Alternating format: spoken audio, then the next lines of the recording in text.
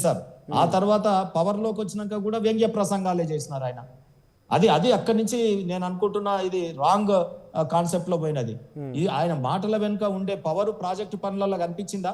కేసీఆర్ గారు మాట్లాడినంత కటువైన భాష ఇయ్యాల ప్రాజెక్టు పనులలో ఉందా?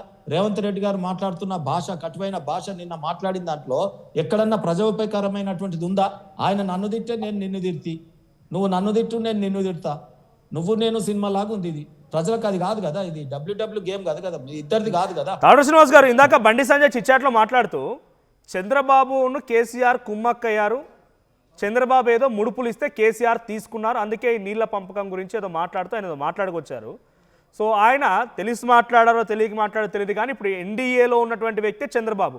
మరి నిజంగా మీకు చిత్తశుద్ధి ఉంటే అటువైపు ఉన్న ప్రభుత్వం మీతో ఉన్నటువంటి భాగస్వామి మీ స్నేహితుడే, ఇక్కడ ఉన్నటువంటి ప్రభుత్వం ఎప్పటికైనా రావాలి, మీరే అధికారంలోకి ఉండాలంటే ఒక ఆలోచనతో ఉన్నారు. మరి అక్కడ అటువైపుతో మాట్లాడి ఇటువైపు ముఖ్యమంత్రితో మాట్లాడి ఎందుకు దీన్ని సఖ్యత కుదుర్చకూడదు? మరి అప్పుడంటే తెలిసి తెలియక కేసీఆర్ తప్పు చేసిండు అనుకోండి మీ ఉద్దేశంలో. కేంద్రం ఇన్వాల్వ్మెంట్ వద్దనే కేసీఆర్ గారు మహారాష్ట్రకు పోయి డైరెక్ట్ ముఖ్యమంత్రితో మాట్లాడి, అక్కడ కూడా బీజేపీ ముఖ్యమంత్రితోనే మాట్లాడుకొని కాళేశ్వరం ప్రాజెక్ట్ కి ఇద్దరు కలిసి సయోధ్య కుదుర్చుకున్నారు. కేంద్రం పని ఏముందయా, అన్ని రాష్ట్రాలతో గిట్నే మాట్లాడుకుంటే సరిపోతుందయా అని మాట్లాడిన ఆయన మరి 10 ఏళ్ళు గవర్నమెంట్ లో ఉన్నాడు కదా. జగన్ గారు వారి మిత్రుడే, అక్కడ 5 ఏళ్ళు పరిపాలనలో ఉన్నాడు కదా. మరి ఆ టైం 5 ఏళ్ళు కూడా సరిపోలేదా పాలమూరుకు? మరి ఆయన మిత్రుడు ఉన్నప్పుడు ఇయ్యాలంటే చంద్రబాబు నాయుడు ఉన్నాడు, మాట్లాడడానికన్నా అర్థం ఉండాలి కదా. సంపూర్ణమైన అధికారం జగన్ గారు, కేసీఆర్ గారు మంచిగా రోజు కలిసిమెలిసే తిరిగినారు కదా. అంటే ఆయన చాలా చేద్దాం అనుకున్నాడు కానీ కేంద్ర ప్రభుత్వమే కాళ్ళ కట్టబెట్టింది. పాలమూరు రంగారెడ్డి ఇక్కడ ఈ ప్రాంతం బిడ్డగా, ఇక్కడ దక్షిణ తెలంగాణ ఎడారి లాగుంది, ఫ్లోరైడ్ లేదు. శ్రీనివాస్ గారు చాలా చేద్దాం అనుకున్నాడు కానీ బీజేపీ ప్రభుత్వమే కాళ్ళ కట్టెలు పెట్టి ఆపిందంట. ఎక్కడ పెట్టినా అప్పుడు 2 ప్రభుత్వాలు ఇచ్చిపుచ్చుకున్నాక కేంద్రం ఏం చేస్తుంది? కాళేశ్వరంలో మహారాష్ట్ర తెలంగాణ ఒప్పందం చేసుకున్నాక ఏమైనా చేసిందా కేంద్రం? కానీ 2 రాష్ట్రాల మధ్య నీటి వివాదాలు మీరు అడిగిరు కదా, మేము లెటర్లతో సహా చూపించడం, కావాల్సి ఉంటే మీరు చూడండి. ఈ రోజు కేంద్ర జనవనరుల శాఖ మంత్రి ఇద్దరు ముఖ్యమంత్రులను పిలిచినప్పుడు సిఎస్ సోమేష్ కుమార్ తో ఆబ్సెంట్ లెటరు, నాకు ఈ ఆగస్టు నెల అంతా బిజీ ఉంది నేను రాలేను అన్నాడు. అక్కడనేమో టెండర్ ఆగస్టు నెలలోనే ఇచ్చిరు. మరి ఆ రోజు ఎందుకు ఆపలేదండి? పోతిరెడ్డిపాడుకు 4 టీఎంసీలది ఇవాళ 10 టీఎంసీలకు పోయింది. ఈయన హయాంలనా కేసీఆర్ హయాంలనా ఇవాళ పోయిందా? అరే ఇవన్నీ కూడా మీరు చర్చ చేయరు ఎందుకండి టెక్నికల్ గా? అందుకే ఇంజనీర్లు ఉండాలండి. ఇట్లా పొలిటీషియన్స్ వస్తే ఇది రక తూతూ మైమై అని సబ్జెక్ట్ డిస్కస్ కాకుండా పోతుంది. నేను అడిగిన దానికి సమాధానం చెప్పండి. రాతపూర్వకంగా ఉంది కదా. ఆ ఆగస్టు నెలలో ప్రభుత్వం, కాంగ్రెస్ ప్రభుత్వం, రామచంద్ర నాయక్ అంటున్నా, మీరు చాతగానోళ్ళు ఏం దిక్కుంటారో పీక్కొండ్రి అని ఆయన పదే అంటున్నాక కూడా మీరు ఆ ఆగస్టు నెలలో నేను రాలేను, నాకు చాలా బిజీ ఉన్న తెలంగాణలో అన్నాడు కదా. పాలమూరు రంగారెడ్డి విషయంలో చర్చిద్దామంటే ఆ రోజు ఆగస్టు నెలలో ఈయన అంత పెద్ద పని తెలంగాణలో ఏం చేసిండు? ఆయన షెడ్యూల్ తీయండి, ఆయన హాజరు తీయండి, మీ దగ్గర ఉంటది కదా. ఇవాళ మీ దగ్గర ఉండే రామచంద్ర నాయక్ మీరు ఎలా ట్యాకిల్ చేయబోతున్నారు? సరే కేసీఆర్ అన్ని అంశాలతో రాబోతున్నారు ఆయన. మనోజ్ గారు మీరు కూడా ఇంకా కేసీఆర్ ని ముఖ్యమంత్రి అనే భావిస్తున్నది ఆర్టీవీ. మీరు గతంలో నాయకులు ఉన్నారు కదా, మీరు గతంలో బీఆర్ఎస్ పార్టీలో వచ్చారు కాబట్టి మీకు అనిపిస్తుంది అట్లా. ఆర్టీవీ చాలా స్పష్టంగా ఉంది, ఆర్టీవీ చాలా క్లారిటీతో ఉంది. ఎవరేంటి ఎవరేం చేశారు, పబ్లిక్ లో ఎవరున్నారు, పబ్లిక్ తో ఎవరు ఉంటున్నారు మాకు క్లారిటీ ఉంది. పబ్లిక్ వాయిస్ నే మేము కన్వే చేస్తాం అంతే. అరే ఒక మాట అనగానే ఉలిక్కి పడకండి. మీరలా భావిస్తున్నారు అంతే. కేసీఆర్ గారిని సీఎం గానే చూపిస్తున్నారు మీరు ప్రజలకి. విజువల్స్ ప్రతిపక్ష నాయకుడు విజువల్స్ లేవు మీ దగ్గర. మీకు అనిపిస్తున్నాయా లేవా? మీకు అనిపిస్తలేదా? కేసీఆర్ గారు సిఎస్ ని పక్కకు పెట్టుకొని నడుస్తున్నాడు ఇంకా ఆమెని. అవును, ఆయన గతంలో విజువల్స్ అవన్నీ కదా, గతంలో ఆయన ఎప్పుడు చూపిస్తున్నారు. ఈ రోజు ఏందో కావాలి కదా, గతంలో కాదు. ఈ రోజు ప్రతిపక్ష నాయకుడు ఆయన ఏమన్నారు? పాలమూరు రంగారెడ్డి ప్రాజెక్ట్ కోసం ప్రయత్నం చేసినా పలుమార్లు కేంద్రం దగ్గరికి పోయినా అంటున్నాడు. సో ఈ గతంలో పోయిన విజువల్స్ మీరు తప్పక భావిస్తే ఏం చేయలేదు. బీజేపీ ఆలోచనది, మీ బీజేపీ ఆలోచనది, కేసీఆర్ ముఖ్యమంత్రి ఆలోచన బీజేపీకి ఉన్నట్టుంది, బహుశా మీకున్నట్టుంది. రామచంద్ర నాయక్ గారు, మనోజ్ గారు, ఇవాళ కాలచక్రం ఇంకా ఎన్నికలు ఉన్నారు, మీరు అప్డేట్ గడ్డి అని చెప్తున్నా. కాంగ్రెస్ పార్టీని కూడా అందరినీ కూడా ఇవాళ కేసీఆర్ అనగానే ఇవాళ ఆయన వచ్చి ఒక తోలు తీసిపోతా అనగానే. గారు మీరు గతంలో బీఆర్ఎస్ పార్టీలో పనిచేసి వచ్చారు, మీకు ఆవేదన ఉంది కాబట్టి బీజేపీలో ఇప్పుడు మీరు యాక్టివ్ గా ఉంటూ బీఆర్ఎస్ పార్టీని విభేదించవచ్చు. కానీ మీ పార్టీలో ఎమ్మెల్యేలు ఎంతమంది బీఆర్ఎస్ విభేదిస్తున్నారు, ఎంతమంది ఎంపీలు విభేదిస్తున్నారు, ఎంతమంది ఎమ్మెల్యేలు విభేదిస్తున్నారు? గతంలో చిట్టి ఉంది, చిట్టాలు ఉన్నాయి, అన్ని రకాలుగా చెప్పుకొచ్చింది కదా. ఎడబైన చిట్టాలు. తాడూరు శ్రీనివాస్ గారికి బీఆర్ఎస్ పార్టీ అంటే నచ్చదో, లేకుంటే కేసీఆర్ అంటే పడదు కాబట్టి మీరు విభేదిస్తారు. కానీ పార్టీ నాయకులేది మాట్లాడాల్సిన వాళ్ళు ఎందుకు మాట్లాడట్లేదు? రామచంద్ర అని అడిగిన గడ్డ ఇది తెలంగాణ. మీకు 8 మంది ఎమ్మెల్యేలు, 7 ఎంపీలు. ఒక నిమిషం, ఆ రోజు భక్త రామదాసు ఎవడబ్బా సొమ్మని కులుకుతూ తిరుగుతున్నావు రామచంద్ర అని అన్నారు గడ్డ ఇది. ఈ రోజు నీకు జీతభత్యాలు ఇస్తున్నారు ప్రతిపక్ష నాయకుడికి, అసెంబ్లీకి వస్తే ఆ విజువల్సే కనిపిస్తలేవు మీడియాలో. ప్రతిపక్ష నాయకుడు విజువల్సే లేవు మీ దగ్గర. ఇంకా ఆయన వస్తే కదా, ఇప్పుడు వస్తే మేము చూపిస్తాం, ఆయన అసెంబ్లీకి వస్తే మేము చూపిస్తాం. ఒకే ఒక్కసారి వచ్చిరు ఆయన, ఒకే ఒక్కసారి వచ్చి చీల్చి చెండాడుతానన్నారు, వెళ్ళిపోయారు. ఆ తర్వాత కనిపించలేదు ఆయన. రామచంద్ర నాయక్ గారు, సో ఏంటి ఇప్పుడు ఈసారి అసెంబ్లీకి వస్తే ఎలా ట్యాకిల్ చేయబోతున్నారు? ఆయన మాత్రం ఆయన మాటల్లో, ఆయన చెప్పేటువంటి మాటల్లో అయితే మాత్రం ఈసారి చాలా కాన్ఫిడెంట్గా ఉన్నారు. ఎలాగైనా సరే నేనేంటో చూపిస్తానట్టుగా సవాల్ చేస్తున్నారు ఆయన. సో వస్తారా రారా అనేది ఇంకా బీఆర్ఎస్ పార్టీ నాయకులకు బహుశా క్లారిటీ లేదు. ఒకవేళ వస్తే మీరు ఏం చేయబోతున్నారు? పాలమూరు రంగారెడ్డి పైన చర్చకు సిద్ధంగా ఉన్నారని పిలవాలనుకుంటే సింహం బయటకు వచ్చి మనోజ్ గారు ఒకటే బోన్ ఉందా వీళ్ళ దగ్గర? ఇప్పుడు శ్రీనివాస్ గారు ఒక్క నిమిషం. ఇప్పుడు దేశ నిజంగా శ్రీనివాస్ గారు అంటున్నట్టుగా సింహం బయటకు వచ్చింది, బోన్ ఉందా మీ దగ్గర అంటున్నారు ఆయన. ఒక్క నిమిషం అదే వినండి. దేశ స్వాతంత్రం వచ్చిన టైంలో అక్షరాస్యత లేకుండా మూఢనమ్మకాలతోని అధ్వానంగా ఉన్న దేశ పరిస్థితిని 2014 వరకు కాంగ్రెస్ పార్టీ దేశ ప్రగతిని ప్రపంచ దేశాలతో పోటీ పడే విధంగా చేసింది. కానీ ఎక్కడ భాష కానీ, ఎక్కడ భాష సంస్కృతి, రాజకీయ సంస్కృతి కానీ ఎక్కడ కాంగ్రెస్ పార్టీ చెడుకోనివ్వలే. ఈ రోజు 14 తర్వాత అక్కడ కేంద్రంలో మోడీ, ఇక్కడ కేసీఆర్ ప్రతిపక్ష అంటే ప్రతిపక్షాలని అసలు ఎలాంటి కన్సిడరేషన్లో తీసుకోకుండా, సొంత పార్టీ నాయకులను కూడా మరి ఎక్కడ పరిగణలో తీసుకోకుండా, మరి అక్కడ ఆయన నిరంకుశత్వం, ఇక్కడ కేసీఆర్ గారి నిరంకుశ పాలన. మరి ఫామ్ హౌస్ ఉద్యమ సమయంలో కూడా ఫామ్ హౌస్ నుంచే ఆయన మొత్తం ఉద్యమాలు నడిపించినట్టు బిల్డప్ ఇచ్చిండ్రు. 10 సంవత్సరాలు ఫామ్ హౌస్ నుంచే పరిపాలన సెక్రటరేట్ రాకుండా చేసిండు. ఇప్పుడు కూడా ఫామ్ హౌస్ కి పరిమితమై ఇప్పుడు ఒక ఏదో 6 నెలలకో సంవత్సరానికి ఒకసారి బయట వచ్చి ఏదో బయటకు వచ్చి పర్మిషన్ ఇచ్చిరటగా మీరు వర్క్ ఫ్రమ్ ఫామ్ హౌస్ చేయండి పర్వాలేదు అని రేవంత్ రెడ్డి గారు చెప్పి జీతం కూడా ఇస్తాం మీకు ఏం కట్ చేయమన్నారటగా. అయితే శ్రీనివాస్ గారు, అయితే కేసీఆర్ గారి ధోరణి తెలంగాణ ప్రజలు గమనించారు. వారు ఎక్కడ ప్రత్యక్షంగా ముందుండి పనిచేసి కష్టపడే నాయకుడు కాదు. వేరే వాళ్ళ కష్టాన్ని వాడుకొని, వారి భుజాల మీద వారి చెమటలని వాడుకొని, వాళ్ళ రక్తాన్ని చిందించి తెచ్చుకున్న తెలంగాణను ఈయన తన కుటుంబ స్వార్థానికి వాడుకున్నాడు. 10 సంవత్సరాల్లో ప్రజాధనాన్ని కొల్లగొట్టిర్రు. ఎలాంటి సంక్షేమ పథకాలు ప్రజల్లో ఒక్కటి కూడా ఇవ్వలేదు. అన్ని పేరుకే ప్రచారం తప్ప డబుల్ బెడ్రూమ్ ఇచ్చిన దాఖలాలు లేవు. 3 ఎకరాల భూమి దళితులకు, గిరిజన సోదరులకు ఇచ్చిన దాఖలాలు లేవు. ఉద్యోగ నియామకాలు చేపట్టిన దాఖలాలు లేవు. ఎంసెట్ నిర్వహణ సరిగా చేయలేదు. ఇంటర్మీడియట్ నిర్వహణ సరిగా చేయలేదు. ఆర్టీసీ మొత్తం అప్పులలో పోయింది. ప్రజా వ్యవస్థ, పాలనా వ్యవస్థ మొత్తం అస్తవ్యస్తం చేసి మరి ఇప్పుడు ఈరోజు ఫామ్ హౌస్ పరిమితమై ఎప్పుడో సంవత్సరానికి ఒకసారి వచ్చి మేకపోతు గాంభీర్యం చూపిస్తే ప్రజలు నమ్మే పరిస్థితిలో లేరు. రెడీ చేసుకొని సిద్ధంగా ఉన్నారంటున్నారు. ఇక లైవ్లీగా ఉంటారంట, ప్రజా ఉద్యమాలు ఉంటారట కేసీఆర్. వారు ఏ ఉద్యమం చేయలేదండి, ఏ ఉద్యమం చేయలేదు. విద్యార్థులు, ఉద్యమ నేతలు, ఉద్యోగ నేతలు చేసిన ఉద్యమాల్ని తన సొంత ఖాతాలో ఏదో వేసుకున్నారు తప్ప వారు ఏనాడు ఉద్యమం చేయలేదు, ఏనాడు 10 సంవత్సరాలు పరిపాలన చేయలేదు. ఇప్పుడు భవిష్యత్తులో కూడా ఆయనది ఏమి ఉండదు. ఆయన చరిత్ర ముగిసిన శకం. కేసీఆర్ గారు చట్టసభకు రాడు. ఏ కాడికి కేటీఆర్ ను ముందు నాయకుడిగా ఎలివేట్ చేయాలని ఆయన అనుకుంటే హరీష్ రావు గారు పోటీ పడి తెలియకుండానే హరీష్ రావు గారు ఎలివేట్ కావడానికి ప్రయత్నాలు చేస్తున్నాడు. వారి పంచాయతీ తెగేది కాదు, వారు ప్రభుత్వంలో వచ్చేది లేదు. కేవలం ప్రజల్ని మభ్యపెట్టి ఇంకా మసిపూసి మారేడుకాయలు చేసే కార్యక్రమాలు సంవత్సరానికి ఒకసారి ఇట్లా వారు టీఆర్ఎస్ భవన్ నుంచి నిర్వహిస్తారు తప్ప మరొకటి కాదు. కాకపోతే వారు అక్రమంగా సంపాదించిన సొమ్ముతోని కొన్ని మీడియా ఛానల్ వారి కబంధ హస్తాల్లో ఉన్నాయి. అదే విధంగా పేపర్లు, సొంత పేపర్లు ఉన్నాయి కాబట్టి రామచంద్ర అన్న నిన్న ప్రభుత్వ ధనంతో కొడంగల్ మీటింగ్ నిర్వహించారు. అది మీ పార్టీ సొమ్ము కాదు, ఆయన సొంత డబ్బు కాదు. అక్కడ ప్రభుత్వం సొమ్ముతో ఒక వేదిక ఏర్పాటు చేసి ప్రజలందరినీ పోగేసినప్పుడు ఆ ప్రజలకు ఉపయోగకర మాటలు మాట్లాడాలి కానీ కేసీఆర్ తోలు తీస్తా అన్నాడని మీరు అనవసరంగా రెచ్చిపోయి వదిలేరాదు ఆయన ఆయనని. ఎందుకు ముఖ్యమంత్రి గారికి పని లేదు? మస్తు పని ఉంది కదా, ప్రజల కోసం మాట్లాడుతుంటే బాగుండేది, ఉండేది. అనవసరంగా మీరు ఆయన తిట్టి మళ్ళీ ముఖ్యమంత్రి తిట్టి ఆయన పడుకున్న ఆయనని ఏదో ప్రజలలో ఉన్నట్టుగా చిత్రీకరిస్తారు మీరు. ఇప్పుడు 4-5 రోజుల క్రితం టిఆర్ఎస్ భవన్ కి ఆయన ఏదో ప్రపంచాన్ని జయించబోతున్నట్టు టిఆర్ఎస్ భవన్ లో వచ్చి గత 10 సంవత్సరాల్లో ఏదో తెలంగాణ రాష్ట్రాన్ని అన్ని రంగాల్లో నాశనం చేసినోడే మాట్లాడుతున్నప్పుడు ఆ మాత్రం స్పందించకుండా ఉంటే ప్రజల్లో ఏం సంకేతాలు పోతాయి? మా నాయకుడు వాస్తవాలు మాట్లాడిండు. నువ్వు 10 సంవత్సరాలు ఫామ్ హౌస్ లో పడుకొని, ఇప్పుడు కూడా ఫామ్ హౌస్ లో పడుకొని ప్రజాధనాన్ని ప్రజలు కొల్లగొట్టి మర్చిపోయారు అన్న, ఇంకా మీరెందుకు గుర్తు చేస్తున్నారు పదే పదే? ఏం లేదు, తప్పకుండా అంటే ఆయన అంటే భయం ఉందా మీకు? ప్రజల్లో వాళ్ళ వార్తాపత్రికల ద్వారా రామచంద్ర వాళ్ళ గారు మీడియా కంక్లూడ్ ద్వారా చేయండి. పోయిన అసెంబ్లీకి సందేశాన్ని కేసీఆర్ వస్తే, తప్పకుండా తిప్పికొడతాం. అసెంబ్లీకి కేసీఆర్ వస్తే మీ ప్రియారిటీస్ ఏముండబోతున్నాయి? ఆయన మీరు అసెంబ్లీ సమావేశం వహిస్తూ ఇప్పుడు మున్సిపాలిటీలకు సంబంధించి వీసీ రిజర్వేషన్ల గురించో లేకపోతే ఎంపీటీసీ ఎంపీటీసీలకు సంబంధించి రిజర్వేషన్ల గురించో మీరు నిర్వహిస్తున్నట్టున్నారు. కానీ ఆయన టార్గెట్ మాత్రం నీళ్ళ విషయంలో ఉందట. ఆయన వస్తే మాత్రం దానికి అనుమతిస్తారు నీళ్ళ గురించి మాట్లాడడానికి. మీరు ఒక ప్రత్యేకమైనటువంటి ఆ డేని కేటాయించగలుగుతారా, టైంని కేటాయించగలుగుతారా?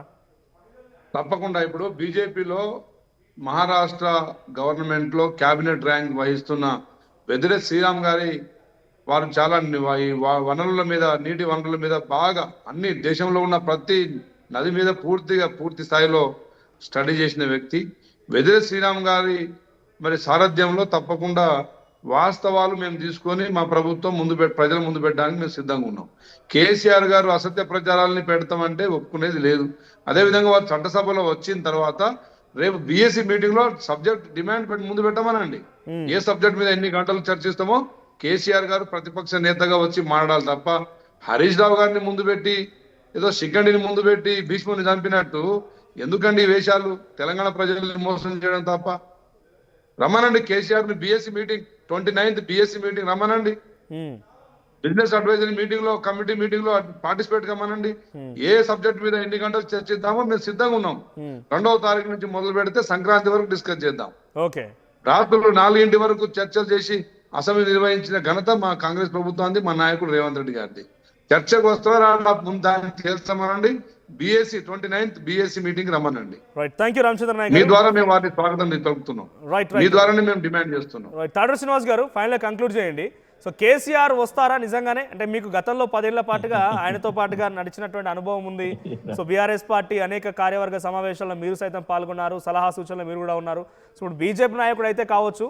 సో ఆయన మూమెంట్ ఎలా ఉంటుంది ఇటువంటి సిచ్యువేషన్లో? ఉద్యమాలు నడిపినటువంటి నాయకుడిగా ఇప్పుడు కాంగ్రెస్ పార్టీ గతంలో అధికారంలో ఉన్నప్పుడు ఆయన తెలంగాణ ఉద్యమంలో టీఆర్ఎస్ పార్టీని సృష్టించి నీళ్లు, నిధులు, నియామకాలంటూ ముందుకు వెళ్ళారు. ఇప్పుడు నీళ్ళ అంశాన్ని ఎత్తుకొని ఆయన అడుగులు ముందుకు వేస్తారు. ఎలా ఉండబోతుంది అనుకోవాలి? సార్, తెలంగాణ పార్లమెంట్ లో బిల్లు పెట్టినప్పుడు కేసీఆర్ గారు పార్లమెంట్ లో ఉన్నారా? అంతకన్నా ముఖ్యమైనది ఏమన్నా ఉంటుందా? 10 ఏళ్ల గవర్నమెంట్ లో పాలమూరు రంగారెడ్డి ప్రియారిటీ కట్టేది ఉండే, వేరే పనులు చేసుకున్నారు వాళ్ళు. మిషన్ భగీరథ, మిషన్ కాకతీయ, అదొక 40 కోట్లు, 40,000, 50,000 కోట్లు, కాళేశ్వరం 1,00,000 కోట్లు, మొత్తం లక్షల కోట్లు. ఇవాళ తెలంగాణ రిచెస్ట్ తెలంగాణని అప్పుల పాలు చేసిపోయిన ఆయన రేపు అసెంబ్లీకి వస్తాడని మీరు సాలార్జంగ్ మ్యూజియం పోనట్టుంది. ఇక్కడ రామచంద్రనాయన అక్కడ మీరన్నా పోయిరా? సాలార్జంగ్ మ్యూజియం పోయిరా? అక్కడ టైం బెల్ ఉంటది. ఒక మనిషి ఆ టైం గంటకు ఒక మనిషి బొమ్మ వస్తుంది బయటికి.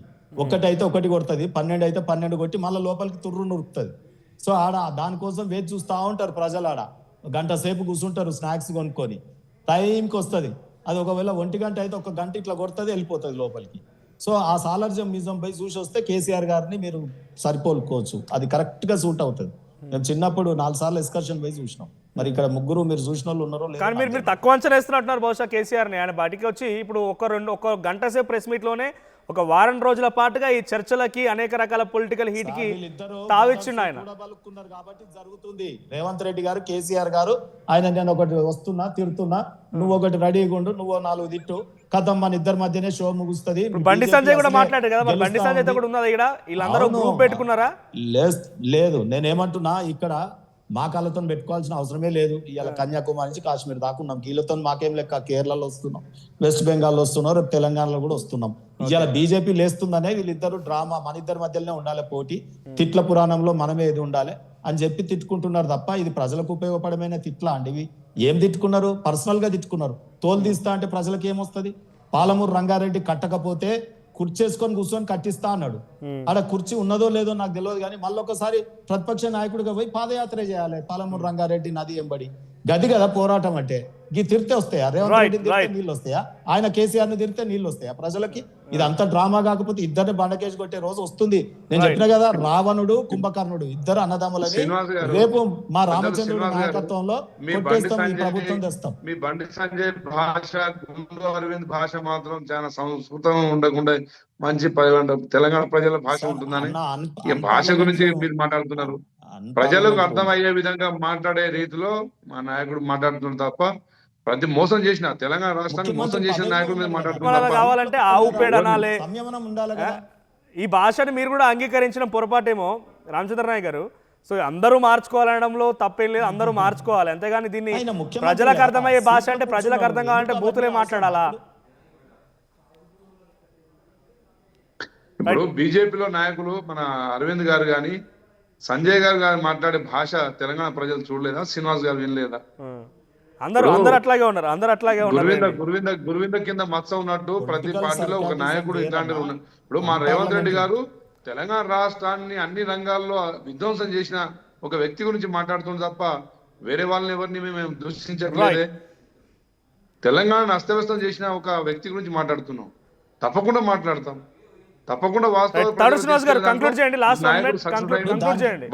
కేసీఆర్ ని తిట్టడానికి సీఎం కుర్చీ కావాలన్నా? సీఎం కుర్చీ లేనప్పుడు అన్నాడంటే అది వేరు కదా. సీఎం కుర్చీలో ఉన్నాడు కదా, ప్రజోపకరమైన పనులు చేయడానికి కదా సీఎం కుర్చీ. గిదేం భాష అంటే నేర్చుకుంటున్నాడు. అన్ని రాజకీయ పార్టీలు అందరు రాజకీయ నాయకులు ఆ భాష మార్చుకోవాల్సింది. ఏదో చప్పట్ల కోసం వీళ్ళ కోసం ప్రజలకు అర్థమయ్యే భాష అని చెప్పి అనుకుంటే పొరపాటు. ఇది ప్రజలకు అర్థమయ్యే భాష, తెలంగాణ భాష లేకుంటే తెలుగు భాష. అంతేగాని దానికి బూతులు జోడించి ఇంకా రకరకాలుగా వక్రీకరించే ప్రయత్నం చేస్తే డెఫినెట్ గా కొంత ఇబ్బంది. అయితే ఏముంది, దమ్ముంటే నేనేమంటున్నా, ముఖ్యమంత్రి గారికి దమ్ముంటే పాలమూరు రంగారెడ్డి దగ్గర పనులు మొదలు పెట్టమనండి, ఇట్లా మాట్లాడదాం. అటువంటి ఛాలెంజ్ చేయండి చూద్దాం. అటువంటి ఛాలెంజ్ చేయండి చూద్దాం. అటువంటి ఛాలెంజ్ చేయండి, అసెంబ్లీకి రమ్మని చెప్పుండి. గిట్లానండి ప్రజలకు ఉపయోగం. తప్పకుండా దాని మీద మేము సిద్ధం, ఈ చర్చకు సిద్ధం. శ్రీనివాస్ గారు, ఆంధ్రకు బీజేపీ ప్రభుత్వం ఇచ్చిన నిధులు ఎంత, తెలంగాణ కేటాయించిన 2 సంవత్సరాలు కేటాయించిన నిధులు ఎంత, అది కూడా పాయింటే. అన్ని పాయింట్ గానే ఉన్నాయి. బట్ సవితి ప్రేమ చూపిస్తాను తెలంగాణ మీద. రామచంద్ర నాయక్ గారు, ఆంధ్ర ప్రభుత్వం ఏర్పడ్డ మొదట్లోనే 1,00,000 కోట్లు, ఇప్పటికే 2.5 లక్షల కోట్ల మరి కేంద్ర నిధులు ఆంధ్రాకి ఇచ్చారు. మళ్ళీ మనం డిబేట్ చేద్దాం. నిధుల విషయంలో తెలుగు రాష్ట్రాల మధ్య వ్యత్యాసాలు ఏంటి, బీజేపీ ఎందుకు వన్ సైడ్ గా డిబేట్ చేద్దాం. థ్యాంక్ యూ తాడు శ్రీనివాస్ గారు, థ్యాంక్ యూ విజయ్ గారు, and thank you Ramachandra Nayak గారు. సో మొత్తంగా కేసీఆర్ అసెంబ్లీకి వస్తాడా రాడా అనేది ఒక పెద్ద డిబేట్ గా ఉంది. సో వస్తే కనుక ఎటువంటి చర్చ జరుగుతుంది, కాంగ్రెస్ పార్టీ ఎలా ట్యాకిల్ చేయబోతోంది. సో మరి బీఆర్ఎస్ పార్టీ ప్రధానంగా ఈసారి లేవనెత్తిన టాపిక్ నీళ్లకు సంబంధించే. మరి నీళ్ల గురించి అంత పెద్ద ఎత్తున అంశాలు లేవనెత్తున్న తరుణంలో మరి నీళ్ల గురించి ఈసారి అసెంబ్లీలో ఎటువంటి చర్చ జరుగుతుంది, అవకాశం ఇస్తారా లేదా అని చూడాలి. ఒకసారి కేసీఆర్ అండ్ రేవంత్ రెడ్డి ఎవరు ఏ మాత్రం తగ్గకుండా ఒకరిపై ఒకరు రికౌంటర్లు వేసుకున్నారు, రెచ్చిపోయారు. సో ఒక రకంగా చెప్పాలంటే ఇక్కడ ఎవరు కూడా తగ్గట్లేదు. ఇక్కడ ఈ భాష గురించి కూడా పెద్ద ఎత్తున అభిప్రాయాలు వ్యక్తమవుతున్నాయి, అభ్యంతరం వ్యక్తం చేస్తున్నారు. ఒకసారి మీరు కూడా చూడండి, మీ సపోర్ట్ వరకు కామెంట్ చేసే ప్రయత్నం చేయండి. మేము అదొకటి అడ్డం పొడుగు మాట్లాడి, కిరికిరి మాటలు మాట్లాడి, ఈ కారు కూతలు కూసి ఏదో చేస్తామనుకుంటే నడవదిగా. ఈ ఏళ్ళ దాకా వేరే కథ, రేపటి నుంచి వేరే తోలు తీస్తాం. ఎక్కడికక్కడ ప్రజలు ఖచ్చితంగా ఎక్కడికక్కడ నిలబెట్టే ప్రయత్నం చేస్తాం. అడుగున చెక్ చేస్తాం, ప్రతి విషయంలో చెక్ చేస్తాం. Sufficient time we have given.